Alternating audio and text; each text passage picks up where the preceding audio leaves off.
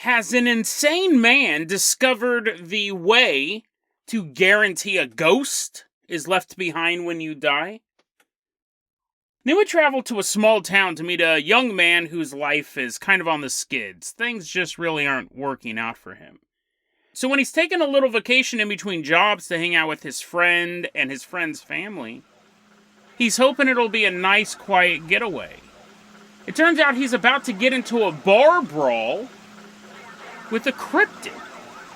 Today on Dead Rabbit Radio.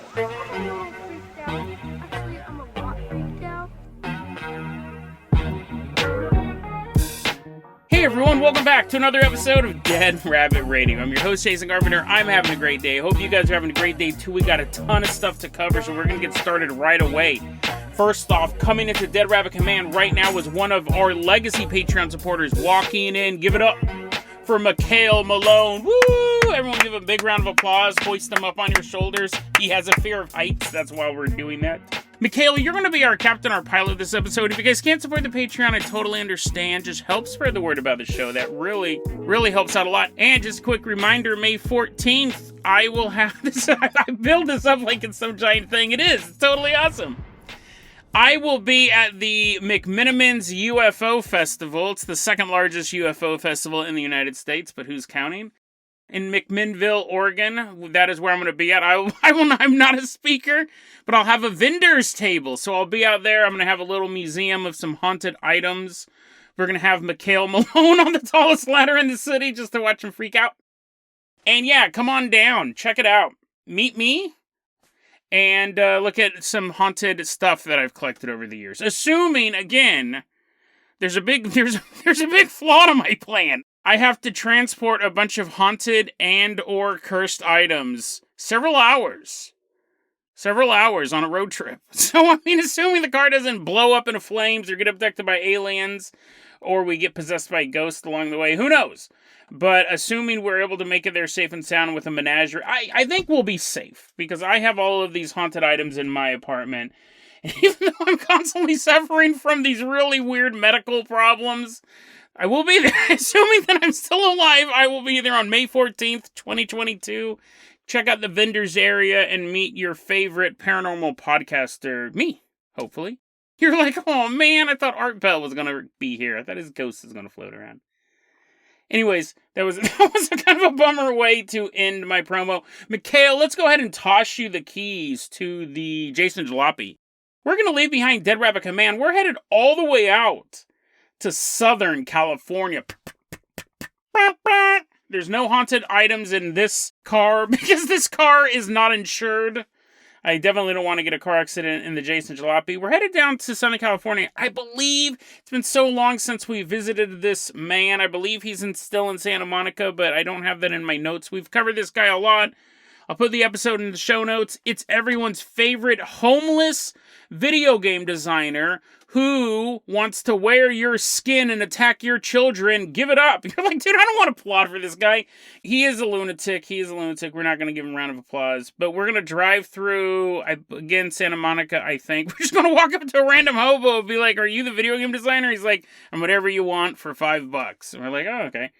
So Max Kramer, he is a homeless video game designer who is just, he's gone insane. But he also knew how, and he's still alive. I have so much more to cover about him. I've really been spacing it out because I don't want to just do this dude. I got other stuff. I got ghost and alien invasion and stuff to talk about. But Max Kramer's still alive, and he did have a pretty big web presence with his Jewish car machine website. He believes, in short, that we're all in the simulation. Well, he's in the simulation. We're all NPC character. This is a very common conspiracy theory. But to be fair, he was one of the first people to be screaming this theory out on the street corner. He believes that he's one of the few actual player characters, blah, blah, blah, blah, blah. We got a bunch of episodes on him. I'll put him in the show notes. The reason why I want to talk about him here is because we're not just going to look at some of his crazy rantings. We will, but I found this super bizarre connection. I've been doing a bunch of research lately, and while I was researching it, I kept going back to this particular set of weirdo stuff. And let's go over a couple of them I have here. Oh, and I want to give a shout out to Oogs. Oogs is the person who originally sent me the Max Kramer stuff, so thank you so much for sending it over, Oogs.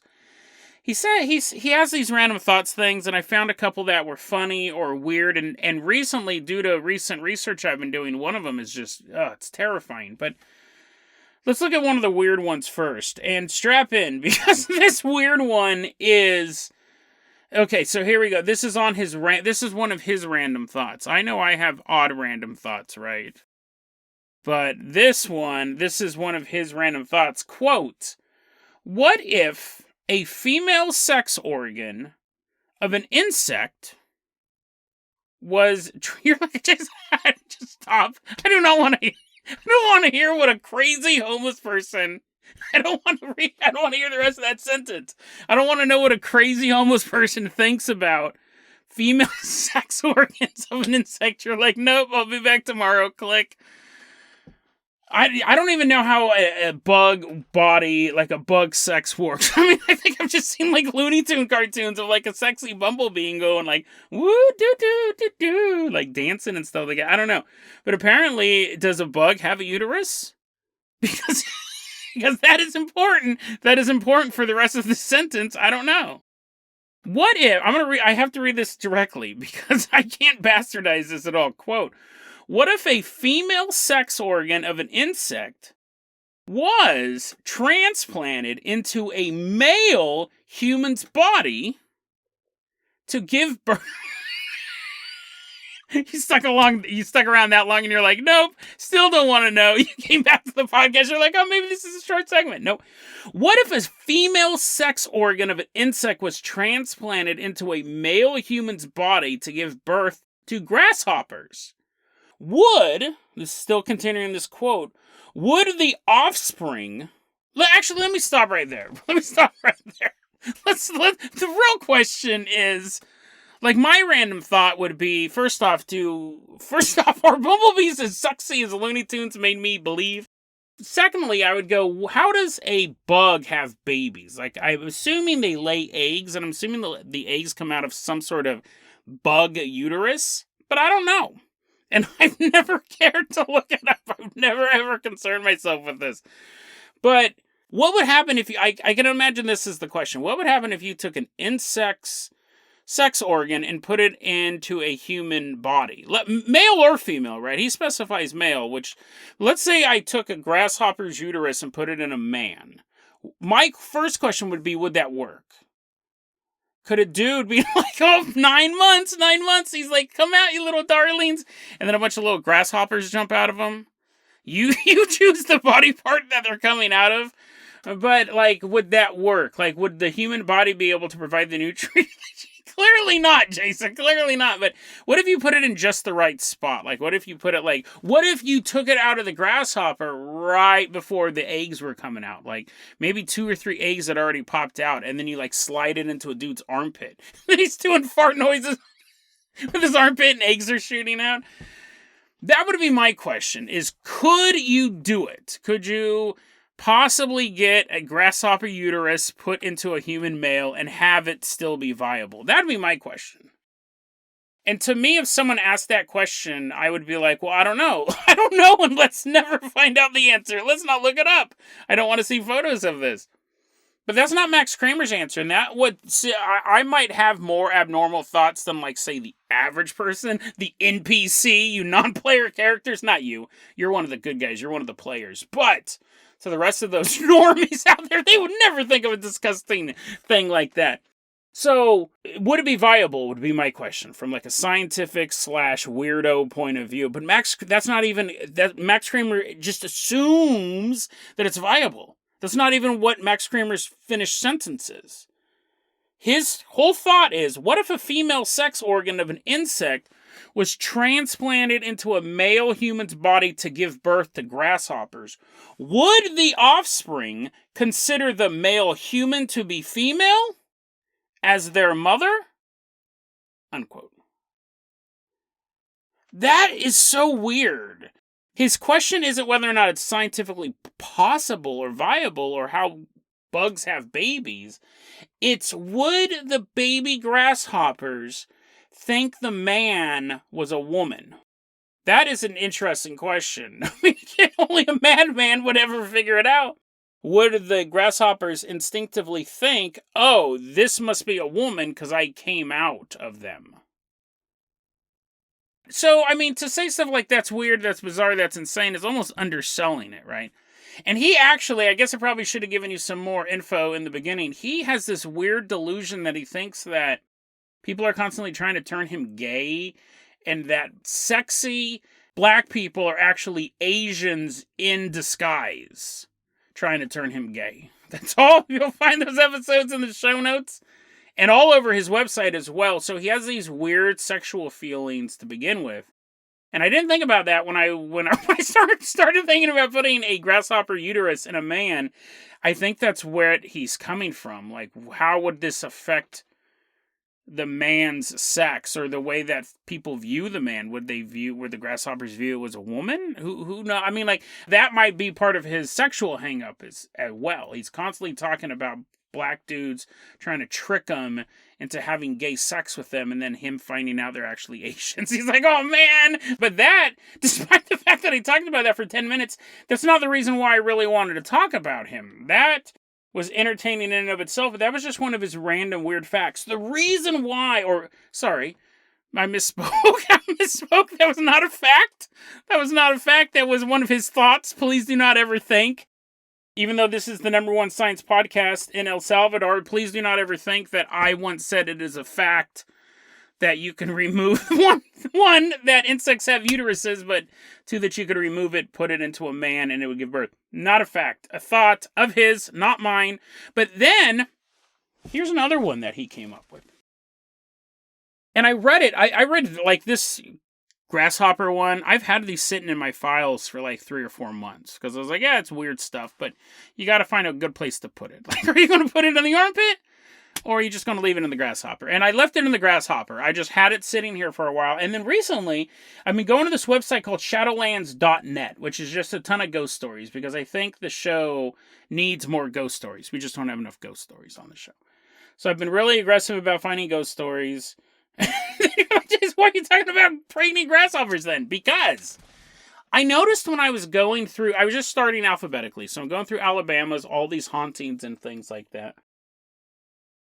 A lot of hangings down there, a lot of racially, charged hangings, a lot of Ku Klux Klan, a lot of Southern lynching of black men. There's a lot of hanging ghosts in Alabama, and that's really, just through the numbers and through the tragic history of that state, should come as no surprise. So I'm reading these, and I was like, hanging ghost. I was just reading so many of them, but I was like, that's pretty common. I've talked about hanging ghosts out on Dyer Lane in California. I've never seen one, but in California, because lynching was also just mob justice, and hanging people, executing people by hanging, has been an official mode of killing people for probably since the invention of the rope. So Alabama just had them back to back to back, all of these, Ku Klux Klan hangings. They're just popping up. So, but I started thinking about just 30 years of paranormal research I've been doing. I'm like, this is not uncommon. Hanging ghosts is very, very, very... And you think about it because you have, a lot of times, it's an injustice, right? It's a mob doing it. But even when it's a state-run execution, there's still just such a tragedy of grabbing someone, dragging them to the tree, and hanging them. Because so this is what's super interesting about that. That's actually a great segue for what I'm getting at. Max Kramer says this, quote, "The historical execution of people hanging seems to be a way for the executioners to be respectful of God, as if it is as though the victim, one of God's creations, is sent back to him dangling on a rope, a metaphor of a baby and its umbilical cord." And I saw that, I put it, that's going to be my new thing for my notes. I put it in the grasshopper, uterus. I saw that, I clipped that out with a bunch of other random thoughts, put it away. But when I was reading all of these hangings, all of these lynchings, right, in Alabama, where they're using the tree. They're using the tree out in front of the plantation. They're using the tree on the edge of the forest. They're using this tree. And people to this day say you can go down there and sometimes you'll see a body hanging from the tree. I started to think about it and I go, not necessarily that Max Kramer was right, but he might be more right than even he thinks. There may be something actually to the act of hanging that seems to bond the body to the location. There do seem to be a couple caveats. It seems to be related to people being hung from a tree or in a place of residence. And you go, Jason, where else would you hang somebody from? Well, this is, I don't, maybe I ate too many bagels this morning and I'm in a carb fog, but I'm thinking this is so interesting because the state, right, when the government wants to hang you, they build a scaffold and they hang you, they'll then disassemble the scaffold. It's like the whole part of the construction of the scaffold is part of the process of executing. And it's very, very creepy to watch this thing be built over the matter of days. You know, obviously, like the sentence has been rendered. You know the date of execution. And you would sit there in your jail cell in your old-timey Western town as they're building a scaffold. Now, in Europe, they might have, because they had all, you know, they had these magnificent cities and stuff like that. They may have had, I know they had like hanging squares and things like that. But even then, I don't think you would keep the scaffold up all the time. You weren't hanging people every single day. So you wouldn't be like, well, you know, I'd really liked you to have your vendor booth, but, you know, the scaffold. And then, like, crows are constantly picking at it, and they're getting, like, pieces of flesh out of the twine of the rope. I'm pretty sure they disassembled those as well. But, yeah, when the state does it, they'll build the scaffold, and then they'll remove it, and there's nothing for the ghost to attach itself to.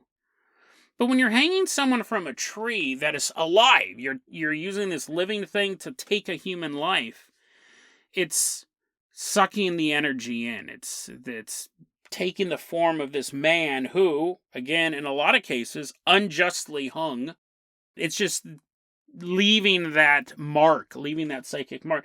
And in a house as well, it would make sense that a haunting would hang around in a house because it is a place full of life as well. It could also already be full of a lot of chaotic energy. And it's tapping into that as well. But for the state execution method, the scaffold disappears. There'd be no way for the ghost to appear.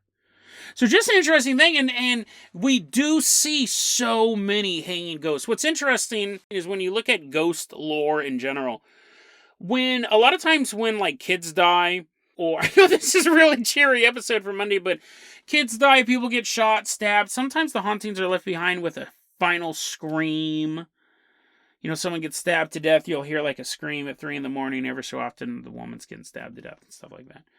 But a lot of times someone will jump off the top of a building, die, and then they'll see her ghost walking through the hallway. Or kids will drown in the pool, and then you'll see phantoms of the kids running around the pool. It's never the kid floating in the pool dead.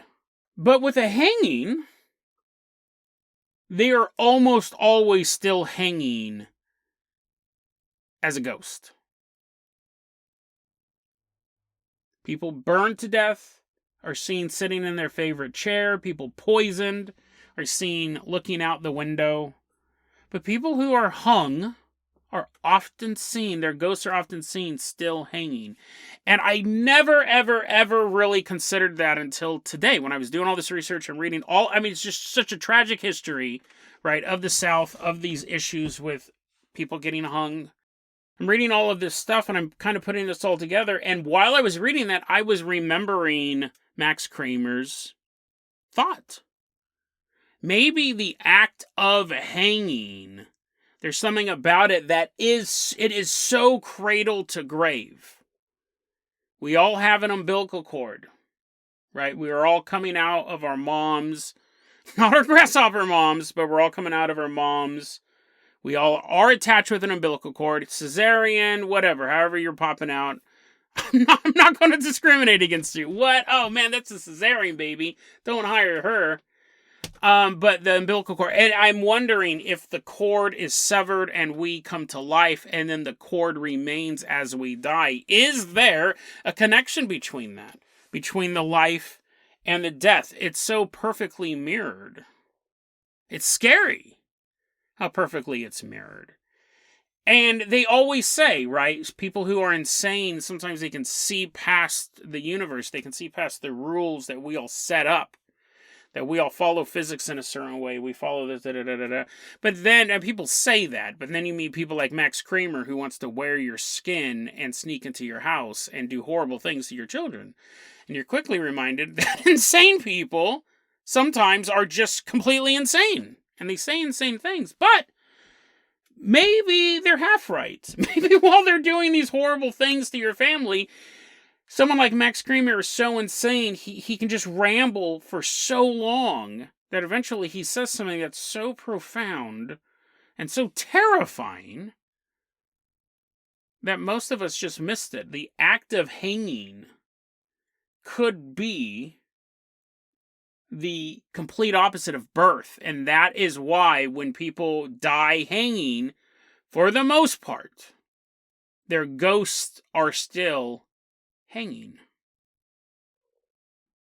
Because if you're going to be a ghost, that might be the worst. I once said being a bathroom ghost is the worst. There was a ghost in a Burger King bathroom somewhere in California. I said, this might be the worst haunting. The worst place to be. In a Burger King. Humpty Hump's constantly having sex in there. You're like, oh no, the song is true. I think hanging forever would be the worst. Terrifying, and I wonder if there is some weird connection there. But who knows? Just like the grasshopper thing, I personally don't want to find out. I never plan on hanging myself. It seems quite icky. But yeah, terrifying story, terrifying history, terrifying everything. Is there a connection between being born and hanging that is so natural, it breaks the laws of death? Your spirit doesn't get to roam free. You're stuck there. We spent so long talking about grasshopper uteruses. Let's go ahead and skip. Seriously, Jason, I was waiting for the cryptid bar fight. I want to give it its due, right? It's a really long story. I thought that last segment was going to go by a lot quicker. But you got to give it its due. Let me find something else here to do real quick. I got a lot of stuff, so let me find another good one here. 1 second. Mikhail, let's go ahead and toss you the keys to the Carpenter copter. We're leaving behind Santa Monica, I think. We're headed all the way out to Brazil. This is a story here. It's so funny. You come across this stuff a lot, and you're like, this is a really cool story. I think people who really love the paranormal will like this. But for the wrong person, this story could kind of set you off. So, if you're currently catching grasshoppers to cut out their sex organs, you're like, I've always wanted to be a mom. You have all of these open slices on your body, and all these bugs are all flying out of you. If you're that person, if you're that guy, you might want to skip this one, because this one really throws you for a loop. It's an interesting story that combines the world of the paranormal and just paranoid delusions. What is a paranoid delusion? It's February 28th, 1974. We're in the city of Rio de Janeiro. In Brazil, it's 7:30 p.m. And there's this young man, we'll call him Mitchell.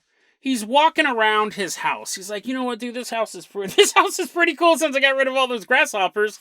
My roommate sure was a big weirdo. Mitchell is walking around his house, and he's standing in his kitchen. He's kind of like looking around, figuring out what he's going to eat. And then all of a sudden, he's not in his kitchen anymore. He's standing in a square room with no doors, no windows. And you'd be gobsmacked, right? You wouldn't have any idea of what was going on. Mitchell's standing there in this square room, and he looks, and there's this box sitting there in the corner of this room. Remain calm, the box says. And he's like, well, that's a little too late for that. I've already wet my pants. A door opens up on one of the walls. And out of this door, this large, dark, oval machine, he called it an apparatus, comes out of the doorway. Apparently it's an Oompa Loompa. It walks up to him, and while that's happening, a yellow light shines down on Mitchell. Yellow light. The egg is getting closer. It's pretty big, though. It's a large. Don't imagine a little egg, because this next part won't make any sense. Don't imagine a grasshopper egg. All of a sudden,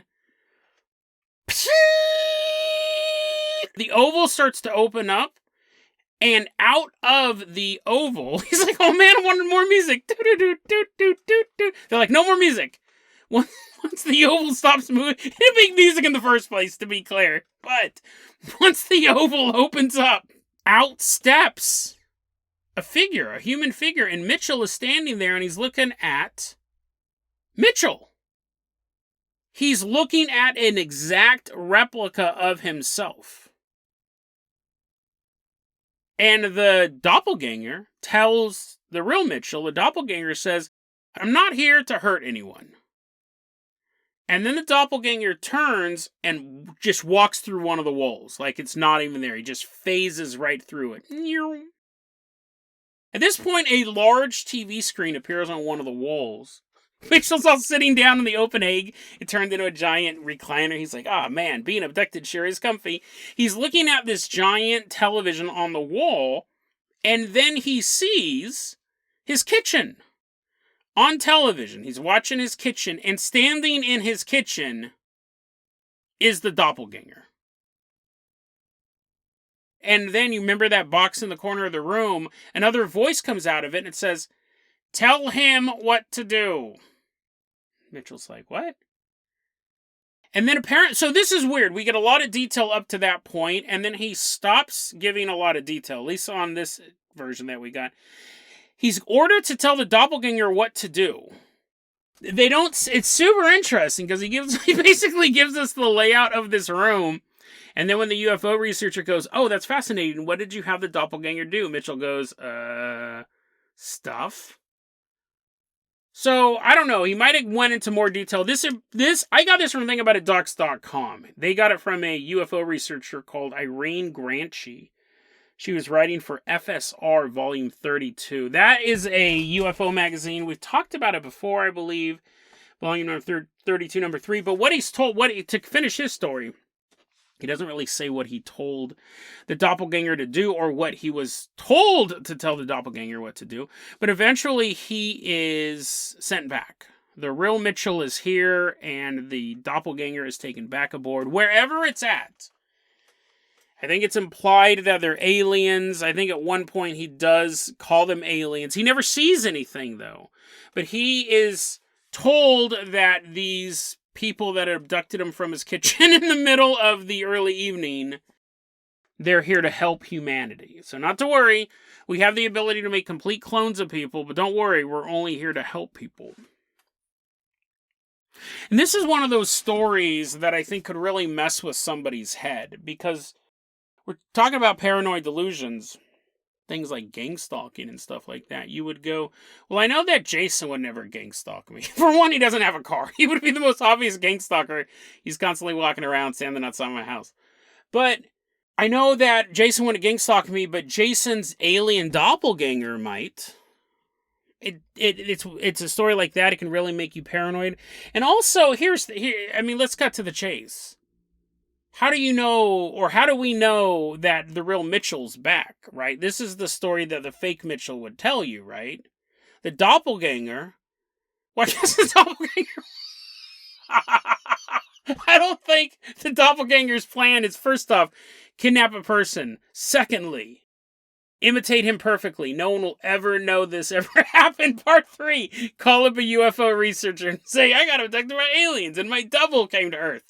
That's probably not correct, but you wouldn't know, right? If I was abducted right now and I was replaced with a clone, my clone would be so perfect that the clone wouldn't know it was a clone. Like, maybe in the beginning I'd have this weird identity crisis or depersonalization, and I'd start freaking out. And I'm like, nothing's real, nothing's real, nothing's real. Like, I don't read, like, why does everything feel like a video game? Why can't I feel the air on my skin? Why can't I breathe? And you'd go through that panicky attack. You'd have those anxiety attacks. Like, it would only, and if there was Jason up in a spaceship right now, and in the beginning when I was like, wait, I'm not the real Jason, I must be some sort of clone, and I'm going through this identity crisis, the real Jason is talking to me and being like, stay out of my food, bro! Don't go in my fridge! Don't go in my fridge! Yeah, you know what I mean? Like, after I got a couple lessons on how to be Jason, I would think I was the real Jason. I would think that I was the authentic Jason. So it's one of those stories that can really mess with you. It's actually kind of a cool alien story on the face of it. Has a lot of the stuff that I like. We get an encounter like in the early evening. I like stuff that happens during the day. Stuff that happens at night, I get it. It's spooky, but it's basically like, you ever notice that a lot of these stories happen around the time most people are asleep? Right? They're like, oh, it was 3 a.m. and I woke up in the middle of the house and something super weird happened. I love those stories too, but I love those stories too. Don't get me wrong, 3 a.m. stories. But when stories happen earlier in the evening or in the middle of the day, that excuse is pretty much washed away. And so you have this story where a guy gets popped up into a ship, a very abstract ship. He's not walking around being shown maps of Venus. He's not like saying hi to the pilots and stuff like that. Again, I like those stories, but you know, an alien encounter should feel alien when you're helping them refill their fuel cells and it's just like putting gasoline in a 67 Chevy. I'm a little more suspect on that type of stuff. When they're rolling out maps, when they're like, look at the technology we have, and it's a Magnavox TV from 1952, and the story, surprise, surprise, takes place in 1952, I'm a little suspect. So when a guy's in just a box, and again, it's so ambiguous, was it aliens? This could have been a government operation. It could have been all sorts of stuff. Obviously, you factor in like mental illness or some sort of seizure or something like that. But it's so abstract, right? You have the man, you have the egg, you have the doppelganger. He's giving instructions to the doppelganger. That information is not relayed to us. Thing about it, Ducks.com is so good with getting us that information that I don't think the information's out there. So he goes, yeah, I gave him some orders, and then eventually I was returned. Were you? Were you, Mitchell? Do you know for sure that you are the real person? And then how could you ever trust anyone again? Imagine if you knew for a fact that every so often someone was a doppelganger. They didn't have to be a doppelganger the rest of your life. It could have been just like this. Doppelganger for a couple days. But how could you trust anyone if you knew for a fact that the person you're talking to may actually be fake? I mean, that would be so hard to deal with, right? You go to the bank and you're like, I'd like to deposit this check. Wait a second. Did you come out of an egg? They're like, what? Well, I mean, technically, I'm half egg. My mom had an egg, and then I'm a grasshopper. Here I am. You would be super suspicious. I mean, obviously, because it's a giant grasshopper. You went to Bumblebee Banks, but obviously that. But, I mean, like, you would be super suspicious. This is one of those stories that I love, but it also really teeters on that mental illness line. Not that I think Mitchell's mentally ill, but I think someone who is on the edge, someone who already is paranoid, could hear that story and go, I knew it! I knew it. I knew it was possible that someone could be a doppelganger. I believe that this story definitely could have happened, right? That's why I'm telling it to you. I'm not saying this is fake. I'm exposing it as a fraud. This falls into UFO lore. Doppelgangers definitely do. But I read the story and I go, oh yeah, this is definitely possible with alien technology. The story makes sense. But then I don't extrapolate that out and think everyone I meet's a doppelganger. Because I can take this story for what it is, an interesting part of UFO lore. Just like I believe that there's aliens, and I believe there's ghosts and demons and stuff like that, but I don't live my life fearful of every moment that when I meet people, they're demonically possessed, or every door I'm opening is going to have a ghost pop out of it, or aliens are going to abduct me at any point. Even though I believe those things exist, and those things are possible, they don't inform any of my life decisions, other than the topics I'm going to cover on this podcast, but there are other people that these things do inform their decisions. And it terrifies them. And they actually think that they hear one of these stories and it sticks with them. And I think that's what happens with simulation theory. They read something about simulation theory and then they start watching YouTube videos on simulation theory. And then their whole life revolves around simulation theory. Fascinating. And that's one of the decisions you do have to make when you're covering stuff on this show. Like, how far do you tell these stories, like, for certain people? But you guys are awesome. You guys are awesome. So I don't think anyone's going to go insane from listening to this episode. But hopefully not, right? Hopefully not. But yeah. What would you do? Let's go back. Let's wrap it up. As an insane person, what would you do if you actually thought that every so often someone you met was not real? Or the real them was trapped somewhere, being contained by some alien force, and this was this doppelganger that had assumed your life. Like, how would you be able to work through things if that was going on? You're like, you're not my real boss. My boss was abducted. You can't tell me what to do. Insane. I mean, that would be the definition of it, right? You would be considered insane if you thought the world was full of doppelgangers. But as paranormal enthusiasts, don't we also think that that's possible? Maybe the line between the sane and the insane is not where the scientific world draws it. Maybe the line is whether or not you believe a man can give birth to grasshopper babies. I still don't know what I think about that one. I don't know if it's possible. Dead Rabbit Radio, so I don't know where I fall on that line. DeadRabbitRadio@gmail.com is going to be our email address. You can also hit us up at Facebook.com/DeadRabbitRadio. TikTok is at Dead Rabbit Radio. Dead Rabbit Radio is the daily paranormal, conspiracy, and true crime podcast. You don't have to listen to it every day, but I'm so glad you listened to it today.